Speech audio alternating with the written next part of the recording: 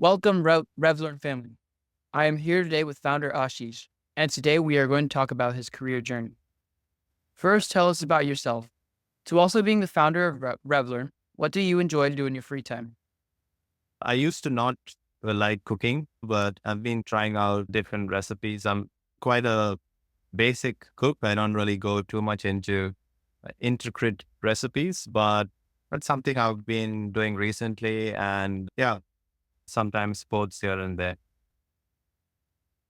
Very interesting. So, talking about your career, your school experience, how was it?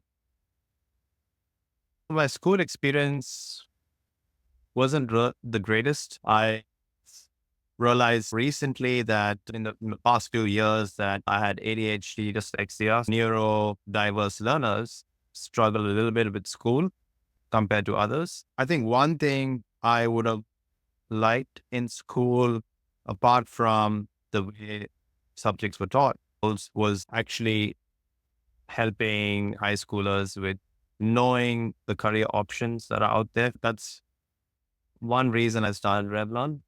Do you believe your high school experience helped you decide what to do after? I think school prepares you for university, and university prepares you for a master's, and a master's prepares you for a PhD. Now, this is my view. So sometimes school can be a little bit in the books, a bit research based, a lot of writing. While when you go to the workforce, it's way more practical. And that's what I've experienced when working in my logistics jobs and my other jobs is that it's way more collaborative, way more practical. And school does not show you how your group works, activities that they make you do. But that's not like, it's really, if you ask people, even the people that do these group assignments, it is not, it's like a hit or miss. And so I think school could have done way more in terms of preparation for life after school. Um, that is my opinion. I think that they tried their best. School has not been there forever. If you look at the history of school, I don't think the people in the schooling system are actually meaning bad for the students. I just have some views on where school should prepare people for the workforce and life rather than going too much into like education in terms of textbooks, research. But I think I was privileged to go to a private school in India and Australia, not super expensive, just entry level. We did get opportunities public school students might not. So in some sense, I was privileged. And so the school that I was in, they really care for their students. It's just that the school system structure that we have, I think can be innovated upon. There are new schools popping up, micro schools, self-directed schools. So there's some innovations happening in the schooling space. Um, but yeah, it was all right. Yeah, that's extremely interested. After you graduated from high school or college, did you pursue any certain careers? When I finished high school, I topped three subjects. I mean, think about me, who's anti-school in some sense, traditional school. And the funny thing is, even though I topped the three subjects, I couldn't really do the university course I wanted to do. And it was not like medicine or law. It was game development. That's what I wanted to do. Game design, game development. And I couldn't because I had to do this English, maths, science kind of general exam. I'm not sure if there's a version in the US too. But based on that, combined with your subjects, you get like a score. And then there's some subjects you do which are non-university subjects. I'm not sure why manufacturing or some of the subjects I did don't qualify as university subjects. But I ended up doing a diploma. I did finish that diploma. I'm an expert in the tech ID space. That was not my end goal. After doing the ID diploma, I felt more people based than what I was getting to practice in my IT diplomas. I wanted to shift to business. So I did a Bachelor of Business in Griffith University, Australia. And it was a really dry degree. And I ended up dropping out after a year and tried another degree in India, which was a Bachelor of Visual Communication, which is something like a media degree. and dropped out from that. Decided, okay, this is not working for me. I'm going to go straight into the workforce. I came to Melbourne, Australia, different jobs, eventually got exposed to the startup space. Here I am creating a startup. What inspired you to create something like Revlearn? I think it was personal problems. Some entrepreneurs create businesses because they face that problem. Some entrepreneurs create businesses based on what most people in the market want. They might not have faced the problem themselves, but they see a big opportunity.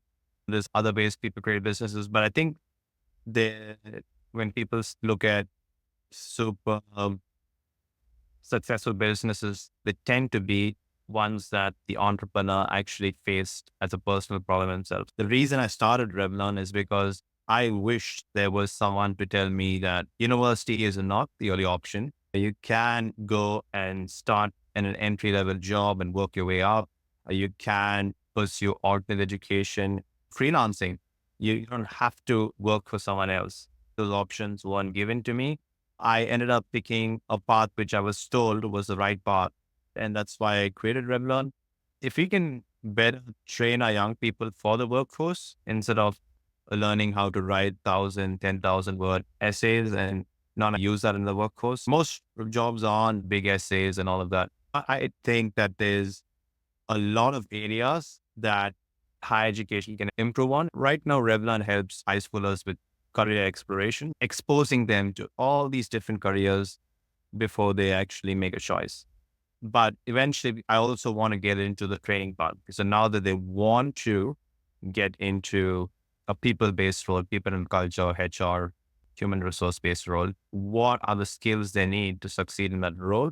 And can we actually teach them that in a practical way and get them into the workforce instead of doing 4 years of a degree? The degree is something that some people value. And the biggest reason people like the traditional degree is because of the network, the friends they make.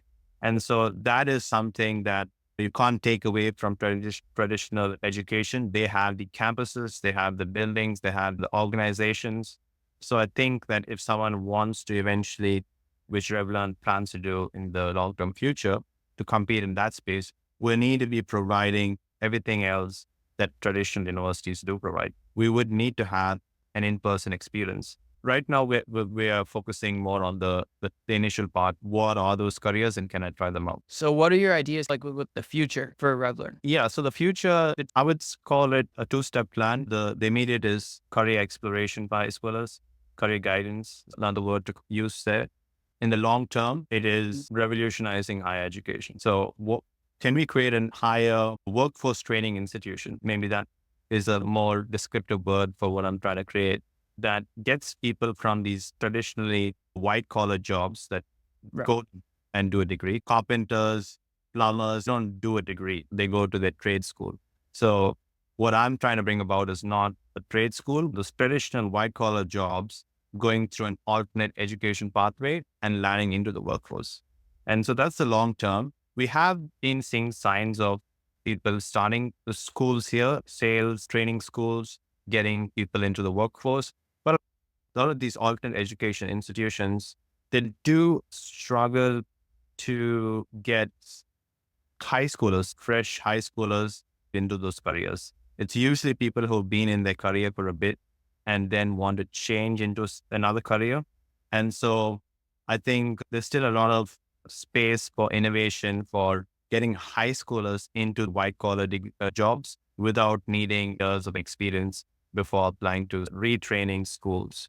So that would be the second long-term step in Revlearn. We can break it down into smaller steps, but those are the two steps in Revlearn in our mission. Got it. We've seen collaborations with homeschools.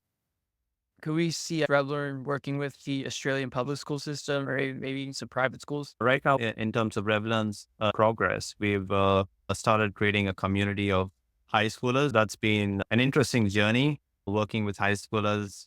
Some are too shy to hop on a voice call, something I never faced in my generation. We collected data on these high schoolers and understood the best way for us to gain profit so that we can grow our company is to actually target an adult. So these high schoolers are not going to pass us their credit card details through the direct messages and make a Revlearn money, because you either are like a charity or a business, right? So Revlearn, our mission is to be a business so that we don't have to rely on anyone for our funding. So right now we are reaching out to parents, and we've been getting some thoughts from parents and all of that. So we plan to be B2C majority, but we do also are open to work with schools. And so home schools is another area we're looking into. And yeah, public schools, private schools, I think if there's an opportunity for traditional schools to be interested in what we're doing, we would love to work with them. Um, because they're where most of the high schoolers are. So for sure. I guess you talked about bringing it to public schools and targeting parents. So my next question would be like, could we see rather than going to like pretty major markets like the US public school or the UK, kind of major countries, which has like a lot of prospective students? Yeah, the biggest markets for us now would be where our team members are. We've got a lot of interns from the US. So US is definitely a market that is interesting to us, and we would be exploring that. India is where I'm from. Australia is where I live, and Kenya is another stop. And so Kenya and Australia is where we're currently focusing on, with also a focus on US. I think India, Kenya, Australia, US would be our initial markets, but we're fully virtual. So when you look at our community, there's a high schooler from every continent and several countries. There's this thing in the startup ecosystem, go global from day one. And I think that's what Revlearn is. I have got people telling me it might be easier to focus on one market at a time. But when you think about traditional schools, the entrepreneurs that succeed in actually getting schools, interested in selling to them are usually people who have actually worked in the schooling systems, built a network, contacts.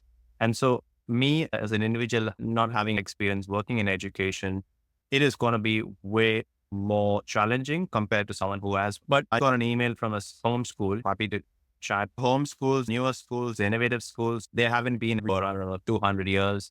And so they won't have so many processes in place just to progress this partnership sales model forward.